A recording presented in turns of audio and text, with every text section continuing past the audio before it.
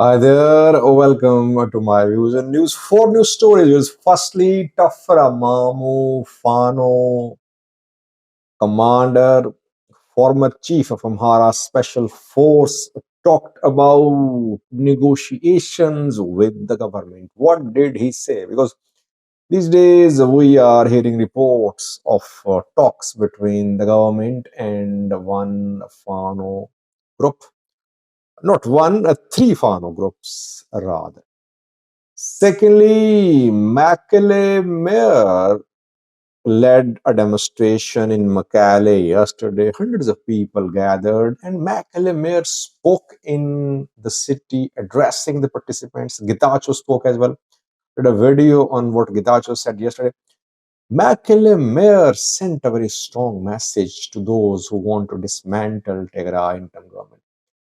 Thirdly, viewers, Sudan, where things are changing very rapidly in support of the Sudanese military. Sudanese military and allies are recapturing territories. Meanwhile, tensions are rising between Sudan and South Sudan. Lastly, Trump, viewers, Trump is deporting illegal immigrants, refugees are being deported with their hands and feet tied. This is how Brazilian refugees were deported from the US. Thousands are being arrested. Around 1,500 have been arrested in the last 3 days, reportedly. Details within this video. Let's start, viewers. Firstly, Tefera Mamo, one of the most seasoned Fano commanders with vast military experience, reacted to reports of negotiations between Fano commanders and the Ethiopian government. Skandarnaga, Masrisha, and Colonel Fantahun held talks with Ethiopian government officials in the presence of African Union, IGAD, EU, and US officials. Skandar won't admit that, but this is what is being confirmed to us. It happened. Whether you call it preliminary engagement, whether you call it contacts, whatever you call it, but the two sides met. Meeting is being confirmed. Yes, maybe formal negotiations have not begun, but meeting did happen. This is what I can confirm to you. And whenever meetings happen, before that, homework is done, groundwork is done. Meetings between rival groups don't happen overnight. It takes months. Trust building is done. The two sides talk, and then they agree on the time, on the venue. So it means that these Fano commanders, Skandar, Masrisha, and Wabao, have been in contact with the government for months. It did not happen overnight. Skandar is criticizing the news outlets which reported that he talked to the government. He's trying to just twist the words. Otherwise, he did have an engagement with the government officials. Uh, Meanwhile, it was being rumored that Tefera Mamo could also be on board. He could be part of the negotiations. Tefera Mamo responded to the reports yesterday, reportedly. He trashed the reports of talks between the government and the Fano fighters. He said a few days ago, a few weeks ago too, that at this point of time, Fano groups are focused on creating organizational setup. They are not thinking about talking to the government. At this point of time, they are focusing on organizational plans. So this is what Tafra Mamo said yesterday, that no talks have been agreed by Fano groups to be held with the government. So we can say that Tafra is not supporting engagement with the government. This is what most Fano commanders want. They don't want talks with the government now. Their diaspora supporters also say that they should not talk to the government. People like Andergacho Sege in recent interviews clearly said that if Fano groups start talks with the government, groups will be destroyed. Amhara people will be in more danger. These people, like Andergacho Sege, they have been backing Fano groups, opposing the government. So, Tafra is not part of negotiations between the government and Fano groups. By the way, I think that Fano can use it as a strategy to use one group to talk to the government, while other groups can continue their activities. Though it's not that Skandar has the backing of all Fano groups, but this strategy can be used by Fano. That they just agree on the strategy, all of them, that Skandar will talk, others won't, and others won't agree with Skandar. Publicly, they won't say that they're part of talks. Meanwhile, Skandar can continue talks with the government. But what is happening now is not a joint decision by Fano to talk to the government. Rather, it's Skandar, Masrisha, and Mohabao who are meeting with government officials in their individual capacities. Secondly, viewers, Mekelle Mayor yesterday delivered a speech in Tefera, a very strong speech. We saw what happened in Mekelle yesterday. Getachew supporters put up a big show in Mekelle. The protest by Getachew supporters was definitely more impressive, a more charged crowd. Youths participated in large numbers in yesterday's protest in Mekelle. Birhane Gebreyesus spoke, addressed the rally participants in Mekelle. Birhane is the mayor of Mekelle, appointed by TPLF Getachew Reda Wing. TPLF Debrecen appointed Rida Birhe. Mekelle had two mayors, but neither of them could assume charge. Birhane Gebreyesus, addressing the rally participants in Mekelle yesterday, said, "Will fight to the death to stop those who want to dismantle our government." Fight to the death. These words are important. Secondly, he said that these people are warmongers. No to war, no to coup. Slogans were again chanted in Mekelle, like "Stop the Messengers of Shabia," PFD.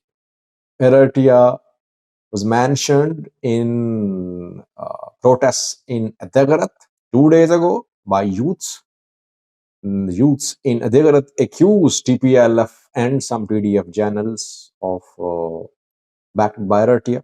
Same happened in Mekelle yesterday. Same slogans were chanted in Mekelle as well. Youths participated in Mekelle's protests in large numbers, and Birhane Gebreyesus asked youths to be alert, to be fully prepared, and to continue their struggle. And he addressed federal government as well. He said the federal government should support the Tigray interim government in implementing Pretoria deal, in helping the return of IDPs.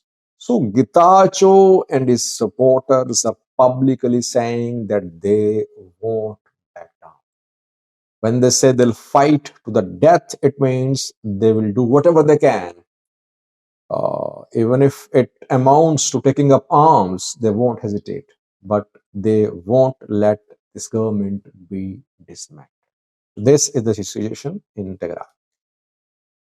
Thirdly, viewers, the third news story is from Sudan, where tides are turning now in support of Sudanese army, which is supported by allies as well. Military is not working, it is not fighting alone against RSF. Military has support of tribal leaders to militias, to trained by the military, some being trained by Eritrea, some by Egypt reportedly.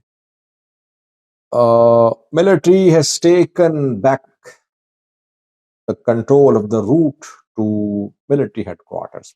Military headquarters in Khartoum has been under partial siege by RSF for more than a year. If you remember, in 2023, Burhan was trapped in the military headquarters. Somehow he managed to escape. He managed to go to Port Sudan, and from there he reorganized his forces.